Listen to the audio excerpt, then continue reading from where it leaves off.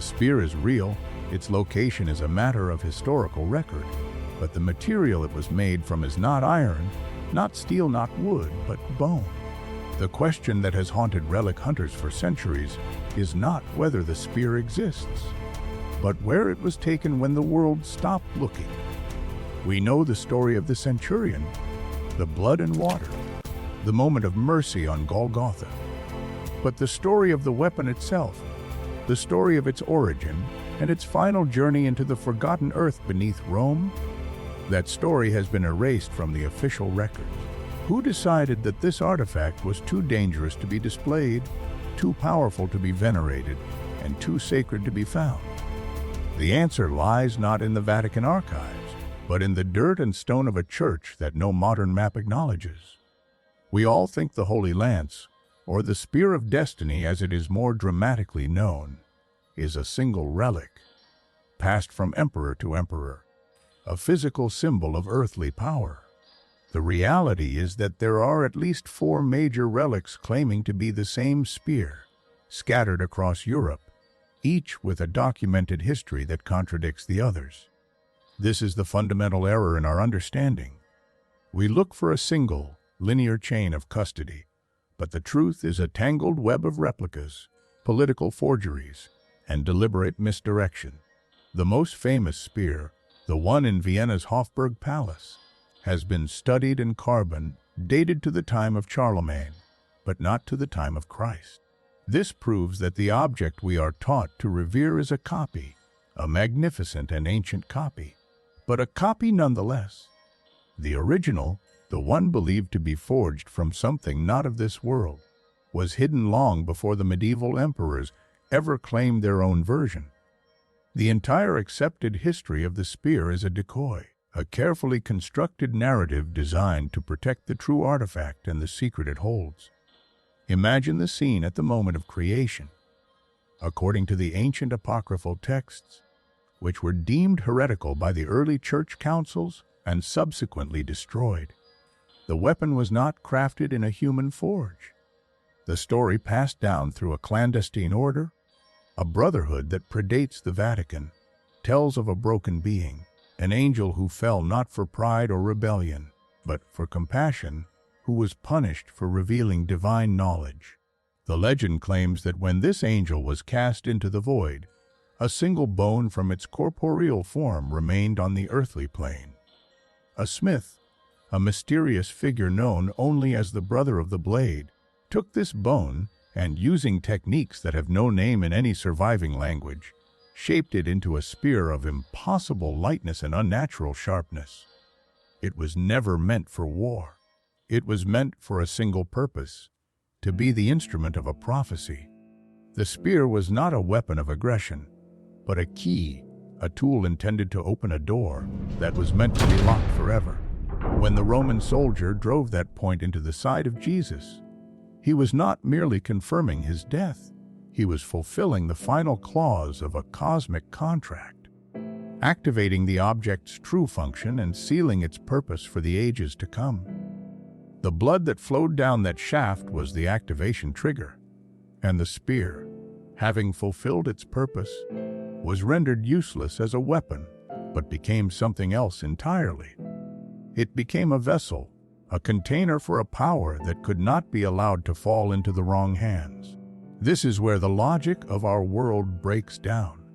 We are conditioned to believe that if an object is old, it must be fragile, but this spear is said to be nearly indestructible. We believe that a weapon used for a cruel death would radiate evil, but the texts describe it as radiating a silent, heavy neutrality, a waiting presence. The counterintuitive truth is that the spear's power is not in its destruction, but in its ability to sever the connection between the mortal and the divine. Think of it like a lightning rod, but in reverse. A normal lightning rod draws the energy of the sky safely into the earth to reduce harm. This spear, according to the lore, acts as a suppressor. It absorbs spiritual energy, the very essence of the soul, and grounds it, cutting off any path to the afterlife or to any higher power. This is why it was so terrifying to the early church. It wasn't a symbol of power, It was a nullifier of it.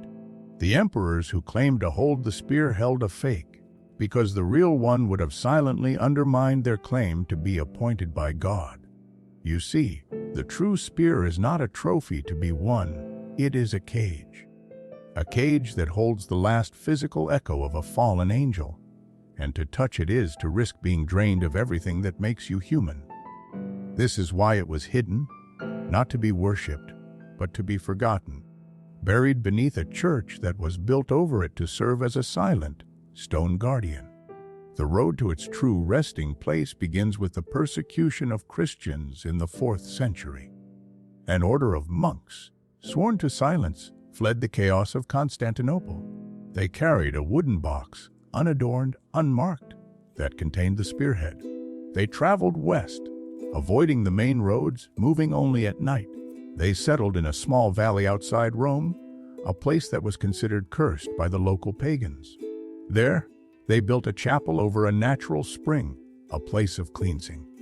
The chapel was small, unremarkable, a perfect hiding place. As centuries passed, the order died out, one by one, until only a single guardian remained. That guardian was an architect. He was commissioned to build a larger church over the old chapel, a project that would take decades. During the construction, he designed a crypt, a small, sealed room accessible only through a hidden passage behind the main altar. He sealed the spear inside that crypt, and then sealed the passage. He then completed the church above, ensuring that every pillar, every stone, every tile was aligned to protect the secret below. The church was later abandoned during a plague that decimated the region. The records of its existence were lost in a fire that destroyed the papal archives in the 16th century. The forest grew over it. The ruins were quarried for stone by locals who had no idea what they were disturbing, and the location vanished from every map. The church is not a grand basilica. It is a forgotten, crumbling structure, half sunk into the hillside. Its roof collapsed in the 18th century. It is overgrown with ivy and wild fig trees. The entrance is a gaping hole in the ground, obscured by brambles.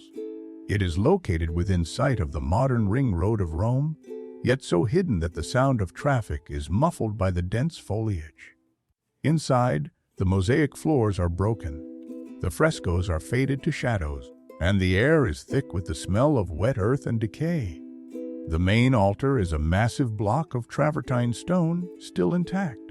Behind it, the wall is bare, but if you tap it, you will find a hollow resonance in one section. The hidden passage is there, barely a shoulder, width wide, descending into darkness.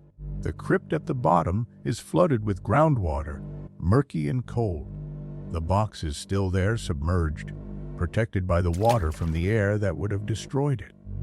The spearhead is inside, wrapped in lead sheets, resting in that wooden box that has long since disintegrated into a black sediment. The water level rises and falls with the seasons, but the spear remains, a silent, patient object, waiting for a discovery that may never come. The Vatican knows. The modern archaeological surveys know. They have mapped the ruins, they have taken ground, penetrating radar images, and they have seen the anomaly behind the altar. They have chosen to do nothing.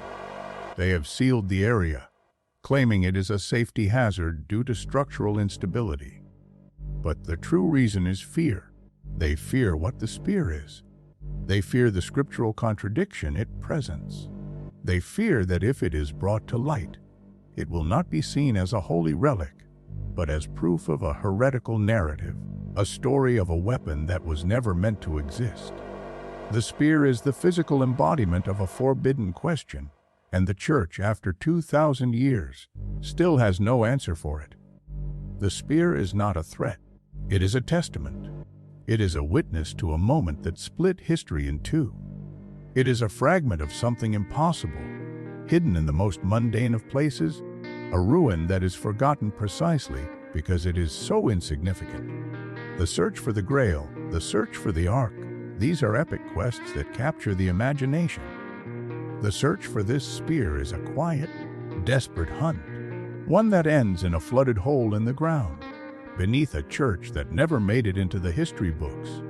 The power it holds is not a blast of energy or a curse. It is the power of silence, the power of a secret so heavy that it crushes the will of anyone who tries to reveal it.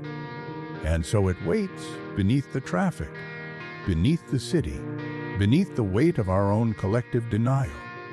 What would you do if you were standing in that water, looking at that box, knowing that to open it is to change everything you have ever believed about the world?